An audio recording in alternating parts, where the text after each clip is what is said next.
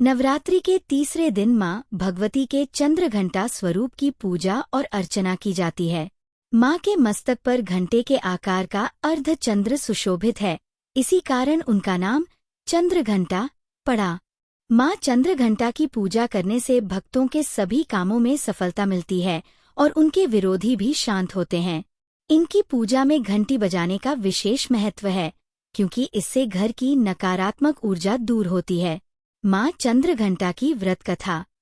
बहुत समय पहले देवताओं और असुरों के बीच एक भयंकर युद्ध छिड़ गया। इस युद्ध में असुरों का स्वामी महिषासुर था और देवताओं के राजा इंद्र थे। महिषासुर ने देवताओं को परास्त कर दिया और इंद्र का सिंहासन छीनकर स्वर्गलोक पर अपना अधिकार स्थापित कर लिया।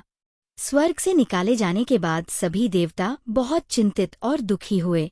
वे इस समस्या का समाधान खोजने के लिए त्रिदेवों ब्रह्मा, विष्णु और महेश के पास गए। देवताओं ने विस्तार से बताया कि कैसे महिषासुर ने इंद्र, चंद्र, सूर्य, वायु और अन्य सभी देवताओं के अधिकार छीन लिए हैं और उन्हें स्वर्ग से निष्कासित कर दिया है।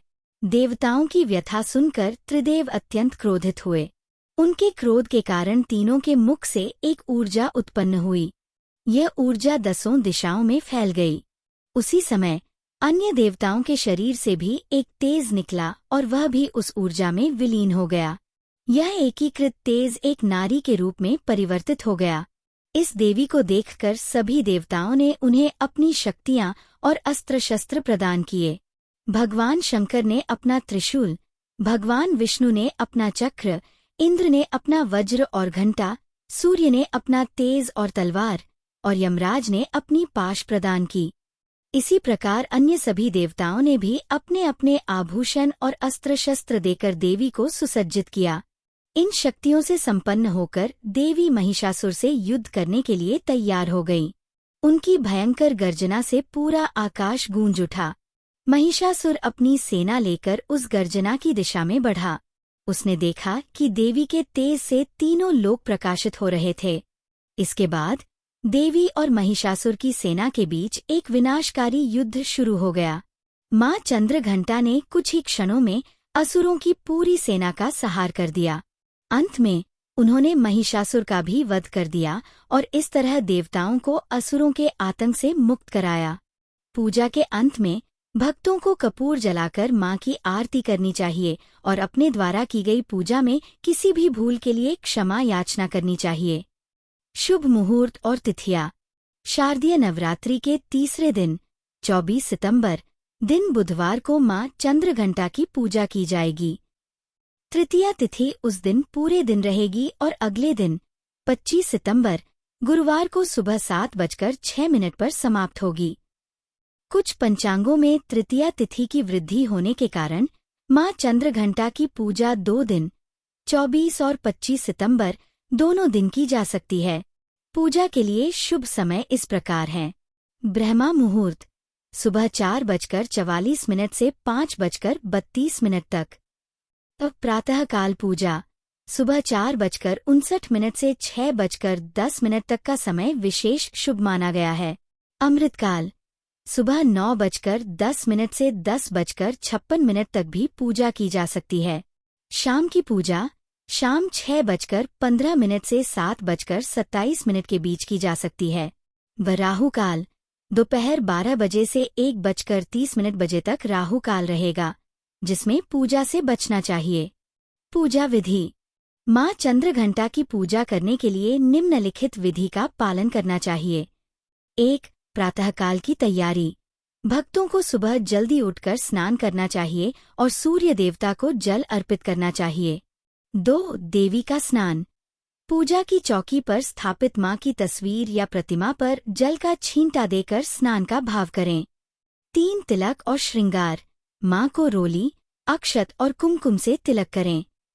उन्हें श्रृंगार की सामग्री अर्पित करें, विशेषकर लाल रंग की बिंदी, लाल चूड़ियाँ या लाल चुनरी। 4. पूजन सामग्री। धूप दीप जलाकर माँ का ध्यान और आवाहन करें। उन्हें बिल्व पत्र, चंदन, हल्दी, सिंदूर, दूर्वा, आभूषण, पुष्पहार, इत्र, नैवेद्य, फल, पान, और दक्षिणा अर्पित करें। 5. अन्य पूजन। यदि कलश स्थापना की है तो कलश और नवग्रहों का भी पूजन करें। इस दिन भगवान भोलेनाथ का भी पूजन करना चाहिए।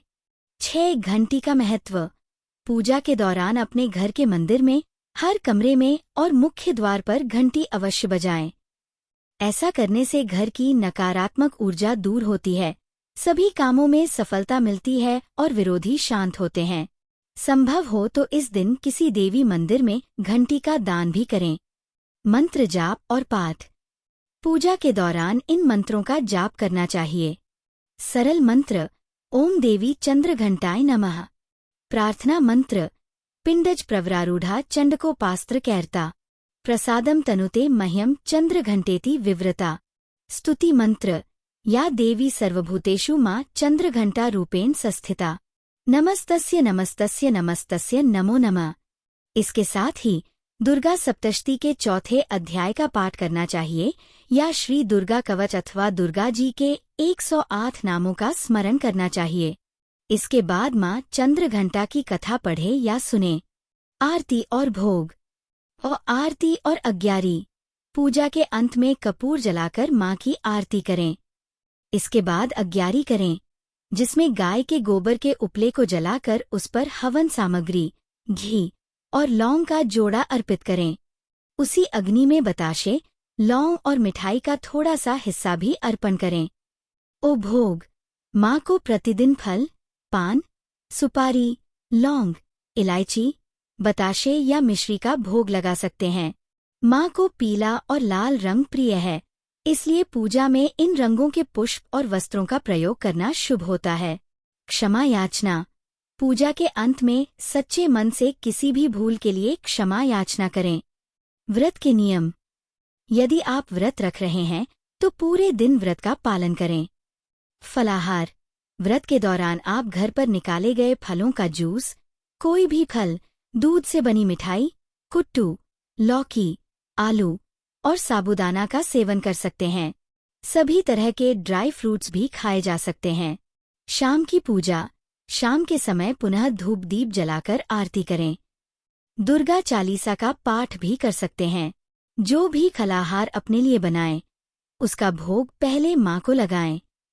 भोग का एक हिस्सा गौ माता के लिए और एक हिस्सा किसी छोटी कन्या के लिए अवश्य निकालें।